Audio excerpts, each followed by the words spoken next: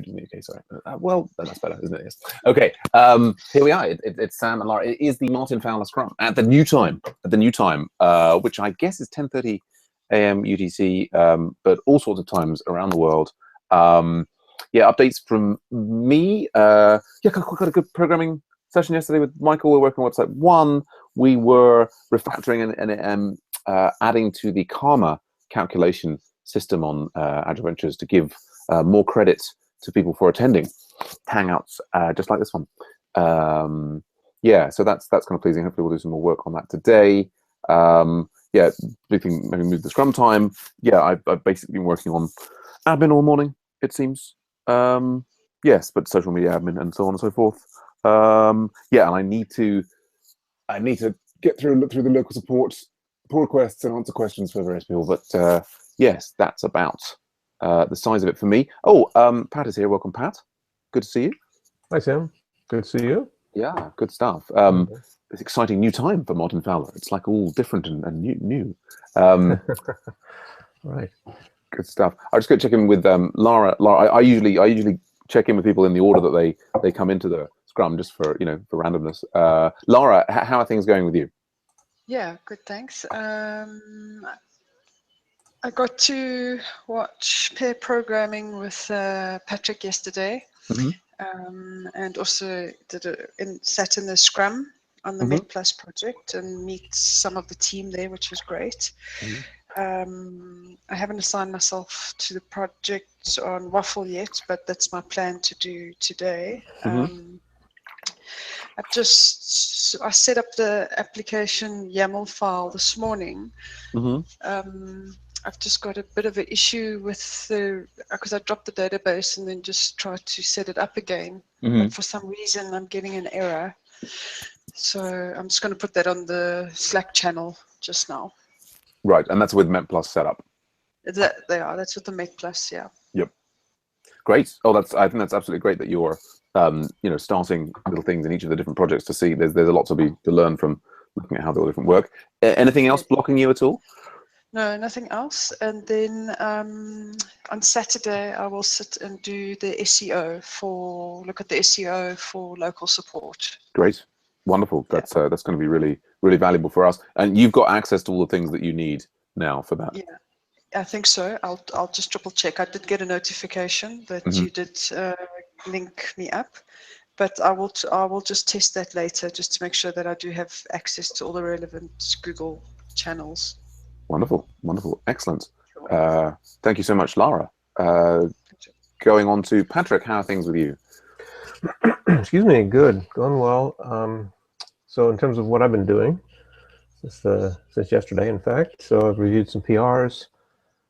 We had what I call the Asia team Scrum yesterday morning, and we approved changing to this, of course, which went well. We had a full quorum there. I've been working on a PR to add authorization to some of our models, being Pundit. I just want to get a feel for how it works, and I'll create a bunch of stories, model-specific or controller-specific stories for people to take. And see, what else do I have to do? In terms of today, I'm going to be reviewing more of your UX review video. So I've got to create some stories to address some of the things that you brought up in there. I did take notes on it. Yeah, I saw that, the very comprehensive notes. Excellent. Yeah. Okay, good. I don't want to pigeonhole Laura as a web design person, because I know she wants to be a developer, but she's got some skills we maybe will learn from her in terms of how to address some of those things. And I do have one question for the team here, if I could go into that.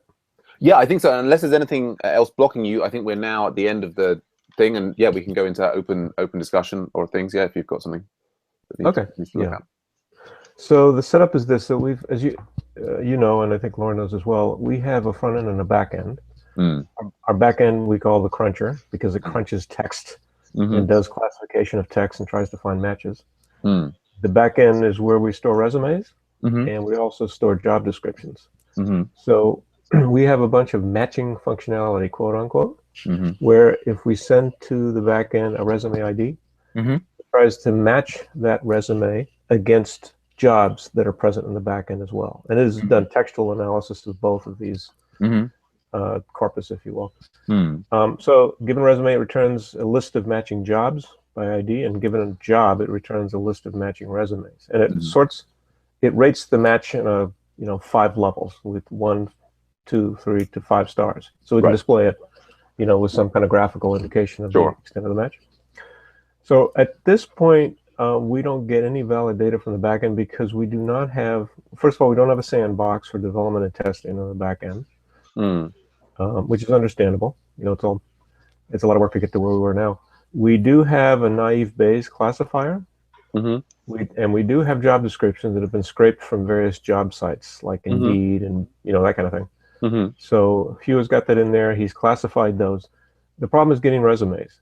So obviously it's tough to get resumes. So I suggested to Hugh he contact Chet, our client, who runs a jobs agency, see if he can give us a bunch of resumes, protecting the privacy of the people involved, etc. So that's still outstanding. So right now, I've got a bunch of stories that I have not put forward for voting because they involve matching, and because it's hard to develop when you can't actually get anything back from the service you're calling. So that's my dilemma. So I'm thinking maybe I need to do something to, in effect, stub out the calls for development and return some fake data in development so that we can proceed forward with at least developing these stories until we get the back end working. So that being the model, I'm thinking maybe I just need to put a wrapper around the service calls and intercept and return fake data, in effect stub out the return values like we do with RSpec. Sure. Have you seen this pattern before, and any thoughts on how best to go about it? And also, have you seen anybody actually use in development the stubs that are used for RSpec tests, reuse those? So simple question, right? Yeah. So let me, if I can just paraphrase it back to you to make sure that I've understood it correctly, is that you've got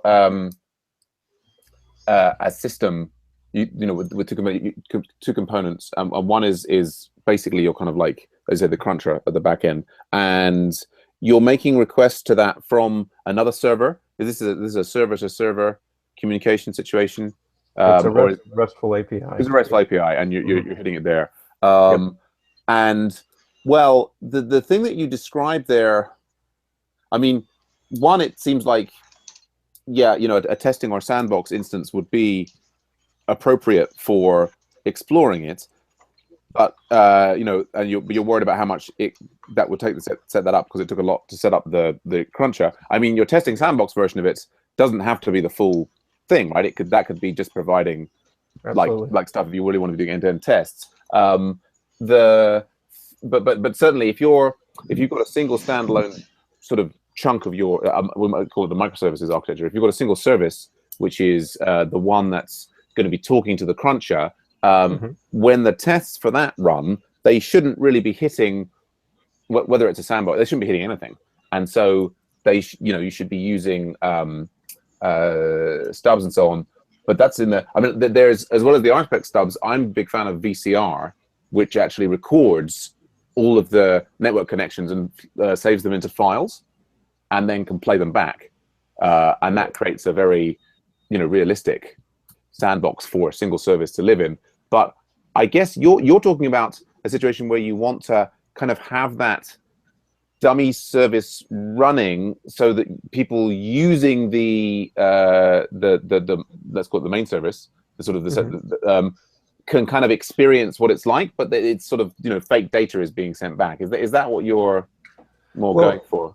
It's more that, but just to qualify a little bit, so we do have RSpec tests, and they are stubbed out. We're using WebMock, not VCR, for a number of reasons. It works better for us than VCR. Plus, we don't have anything to record because the cruncher doesn't return anything to record by VCR. Right. We do stub out. We return realistic-looking values for matching a resume, etc. In RSpec. So in development, because we do not have, this is not a commercial service, so we don't have a sandbox back there for development and testing. I've got no data that I can get back in development unless I stub something out akin to what we're doing for testing for RSpec. Yeah. And Hewitt he's barely had time to build what we've got now. He doesn't have time to build a test or a sandbox. I've asked him about that, but it's really a stretch for him to get us to where we've got now. He's the only person who can work on the back end because it's Java. And, Right. But yep. okay, yeah. Go on. You're going to say some more. So the developers need to start building stories that will, in effect, pass a resume over, get some matching back, and show some stars, matching stars on various displays, etc., in various contexts. That's what we've got. And so I've got to find a way to give them a hook to return back to their software so they can develop the logic and the visuals around that. And I've got nothing now, unless I stub out in development. Well, I think you do have. I think you do have some options beyond that.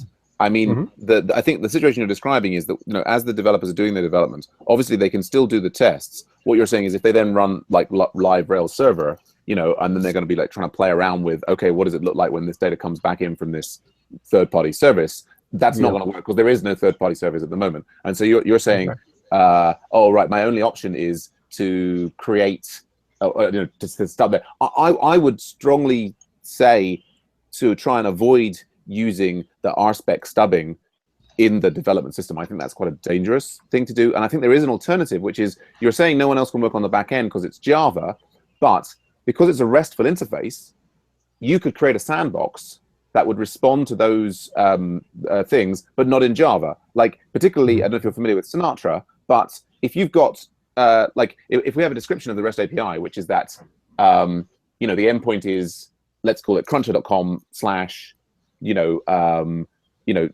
said you were telling me it's got like a job and you give it an ID and it returns like 5 resumes with stars. Yeah. Or something like that, right? Or it gives you a resume with an ID and then it's 5 jobs with stars.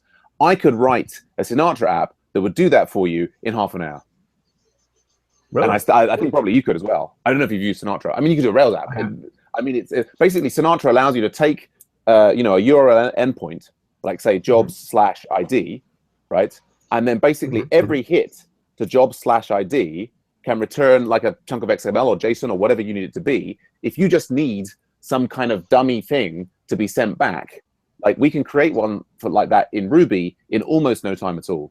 And then your developers will have a sandbox against which they can hit and they can carry on developing, and we won't have this quite dangerous thing of pulling RSpec mocks into the development system. Yeah, no, I hear you. No, that's why I was bringing it up, because I didn't like the idea of doing that. So yeah, absolutely. Okay. So let me think about that then. I don't know Sinatra, but I'm sure I could spin up pretty quickly on that. Yeah, and well, I mean, we did do it part of our course, so. Laura's saying, yeah, they do Sinatra as part of the Craft Academy course. Yeah. Oh, I see a story coming here, Laura. Okay, that's good to know. And indeed, it doesn't have to be Sinatra. You could be doing the same thing with Rails. The advantage of Sinatra is that it's actually, it's less overhead. It's a bit faster because it's set up, assuming that one is familiar with it. But yeah. Yeah. Okay. And you'd spawn a separate process to run Sinatra.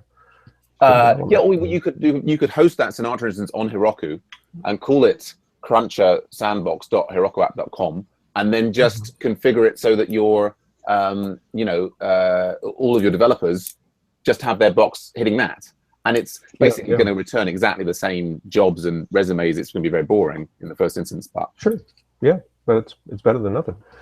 Eventually, we tear all that down and we talk to the back end for development, where we've got actual data in there that can be matched. Right.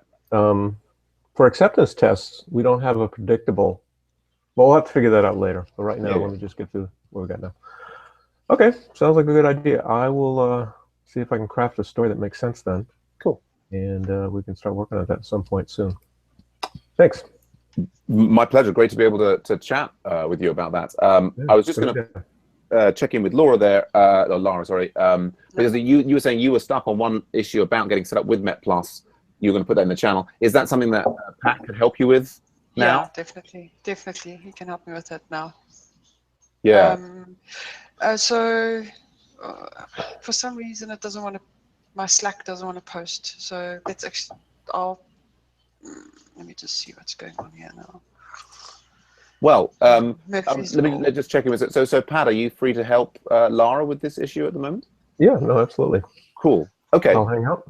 Yeah, well, I guess what I'll do is I'll leave you guys hanging out, and I'll leave that sort of streaming there. I think we've got a viewer who's probably interested in what's going on. The only other thing I was going to mention to you guys is in the background, the advanced part of the Agile Development using Ruby on Rails course has just gone live, and that's why we're getting quite a lot of new people coming into the Agile Ventures Slack. And I'm saying pretty much people, we've been telling the students that it's good to do a project in parallel with the course, and so I'm basically funneling people towards local support and Met Plus as the two easiest onboarding points. So you may, particularly for you, Pat, you may have a few new people coming in. Whether they'll stick around, get involved, who knows? But just so you know the background of what's going on there. I see that. That's great. The person Justin Collier. I think he might be nice for the Met Plus project. I know that he is here to learn Rails and that, but I see that he's got a bit of Java experience. And I know, Patrick, you said that it would be great if somebody had a bit of Java when you were briefing us the other day, because you only had one developer working on one section. Am I correct? Yeah, that might work out. Yeah. Anybody else who has textual and data analytics, textual analysis? That's the cruncher stuff. Right now we're using naive buys. I don't know if we'll go to another model as well, but anyway, yeah. Good idea, Laura. And as it happens, I mean, I programmed for Java in about 7 years. It was my main thing, and I also did a lot of text analysis and so on. But anyway, some other time, I'll be interested to hear more about the crunch and what's going on there. You may get drafted. Well, if the price is right. So let's see. Okay. Yeah, I mean, it's funny because for me, it used to be what I did. I'm so much, it's UX and software engineering that's really, really the thing that excites me. Anyway, so I guess what I'll do, I'll mute out here and I'll let you guys resolve that Met Plus issue and catch up with you tomorrow, if not before. Okay, great. Thanks, Sounds good. Bye for Have now. a good night. Yeah. Bye now. Ciao. Okay, so I see you uploaded something, huh? Yeah. Let's see. Let me share my screen.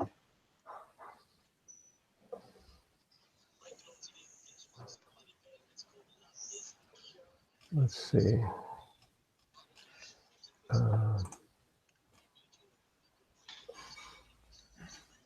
Email has already been taken. Okay. And what did you do before? I would suggest each time you need to see the database, you just do a whole database drop, migrate, and see. Do the whole chain. Okay. It looks like you may have had data in there before that we're colliding with. I don't know. Okay, so let's drop it. And then space DB. You can do it all. Yeah. Yeah. DB migrate.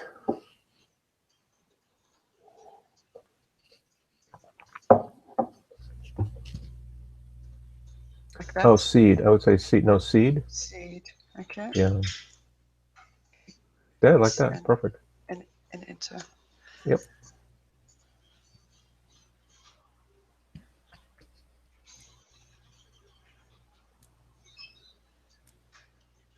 Remember when we did the intro, I said that normally you would just do a DB setup, and then DB seed or DB reset or setup. They may be the same.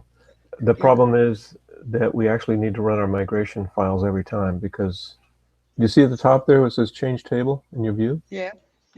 So that's some of the data that's actually being added during migration. Okay. So if we skip the migration step, we don't have fundamental data there that the rest of it needs. Yeah. Okay. I'm not sure that was a good practice. Probably should have put it in. But anyway. That's fine, as long as it works. Yeah. As long as it works. Yeah, exactly. So you're working on local support as well, huh? Yeah, I just joined up there to have a look. Just get a bit of different jobs going. I don't want to take on too much though, so I think local support and Med Plus will be the ones for now. Okay. Because I am still helping Thomas out a bit as well with another project that we were working on as a team, which is quite nice for our portfolios. So and we're nearly finishing that. So there's 3 projects going on, plus my client project as well. So. Oh, you got the day job too, huh? Day job, yeah. So I run a little advertising agency. Oh, you do? Yeah. So that keeps me busy as well, pays the bills. Uh-huh. Well, that's good. As you Yeah. pursue your your new passion, right? Yes, that's it. Yeah. My bucket dream, my bucket list dream. Yeah. So So how do you find Ruby and Ruby on Rails? Is it yeah, I uh, enjoy it. It's still a bit hmm challenging. hmm I mean, I'm still new to it, but yeah, I'll get there. I've really enjoyed it. Yeah, Um, it is tough. It takes experience. You're right. I'm still yeah, learning for every day sure. myself. Yeah. Yeah. So I But think one for thing a I year, mhm. from now will be different. Oh yeah, absolutely. But I think the nice thing about Ruby and Rails is that aesthetically it's very pleasing. It kind of get the endorphins released in your brain or whatever because Yeah, it's just aesthetically pleasing. It's a great language. It's a beautiful language, you know. yeah. If I was And I think trying to do when you, something, yeah, sorry, carry on. if I was trying to do something in say Java or one of these other languages, which I don't find interesting at all, or in that way, I think it would be more of a slog. Yeah, I think that once I get more into it, it will become a lot easier. I think for me, the excitement comes is when you figure something out for yourself and it works. Absolutely, absolutely. But the frustration sometimes, yeah, Oh, and the amount of time that goes into what eventually turns out to be a seemingly simple problem once you fix it. I Because know. you're not just addressing the problem specifically, you're also addressing your lack of knowledge in so many areas. So you have to stop, go spend a couple hours reading about something, which will help build context for solving the little problem you've got. So it's not just solving problems, it's discovering all those huge, wide gaps in your knowledge that you need to at least bridge a little bit to work on a simple problem. That's the Yeah, time sink. Yeah. yeah, exactly. Something that Raoul, you always used to laugh at us because we always used to say, just come in for, can you help us quickly? And like quickly used to be like hour to hour later. It seems like a simple Yeah. problem. Well, Raul's, like I said, he's a real patient guy. So he's a good, I can see him doing well in that kind of role. And he really knows his stuff too. So Oh yeah, no, he's very sharp. yeah, yeah. He's a great teacher as well. hmm How far are you from Raul? I know South Africa is quite large. Yeah, we're actually in the same city, Oh, in you are. Pretoria. Yeah, Ah. Pretoria is the capital of our country, hmm hmm and but he probably lives about. mm we work in kilometers here, so he's about 20 kilometers. I'm not sure how many miles that is. Is Oh, that okay. like 8 miles or something like It's that? probably more like 12 or 13, I think. Okay, In yeah. that order. Yeah. So, so it's not like let's get together for coffee this morning type thing. Yeah, it's a bit of a haul. Yeah, we could, and it's funny enough we haven't. So we keep saying we're going to go for a cup of coffee or a quick beer, but we just haven't. I think he's just been so busy between the school and Agile Ventures that hmm and his personal life that maybe towards the end of the year the country starts to slow down a bit. So hmm I'm sure we'll go for a quick beer or so. Well, maybe he's afraid that if he meets you for coffee, you'll pull out your laptop and you'll say, "Hey, can you help me on a quick little problem here?" Exactly. And 2 hours later, right? Exactly. He's a smart or, guy. or the whole day. Yeah. Well, thank you for helping me with that quick little problem. Okay, so we got past jobs. I tell you, I'm gonna have to cut down the number of records we're creating and seeds. And I think it's way overkill. this is the same. What happened with Sandra yesterday Sanjay, with yeah. resetting Sandra. So hmm yeah, because I'm also Yeah. on Linux. Yeah, You're on Linux too? yeah, Okay. Yep. Let's see now.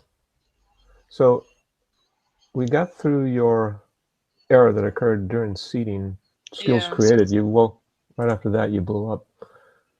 Company. Yeah. So seems like it's getting further than it did. Yeah.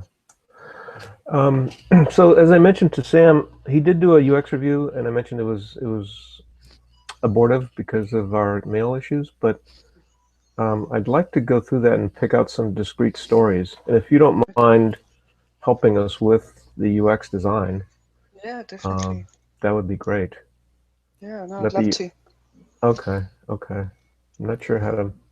Maybe we ought to have a team meeting where we all go through section by section, or meetings, I guess, section by section, Sam's observations, and put together some stories.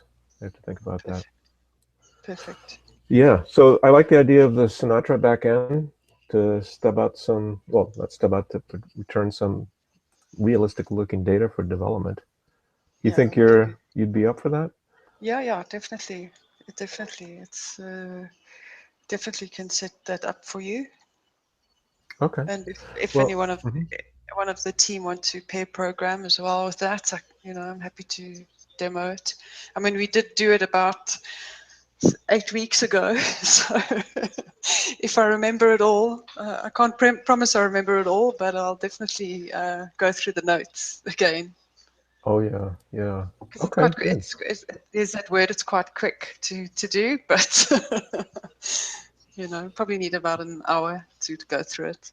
Oh yeah, no, absolutely. You always have to recover your learning process. It takes a while, unless you're working on it yesterday. Exactly. Yeah. Okay, perfect. Well, I guess the secret there is I'll have to create a story that kind of lays out what we need for that back end, so you don't have to struggle with understanding all of that too. Okay. But maybe get that done over the next few days. Okay, perfect. Cool. Well, looks like you're in good shape there. Thank you, Patrick. Thank you for your time. Okay, Laura. Good. Well, good luck, and we'll talk again soon. Yeah, we'll chat online. All right, great. Ciao. Take care. Bye now. Bye. Bye.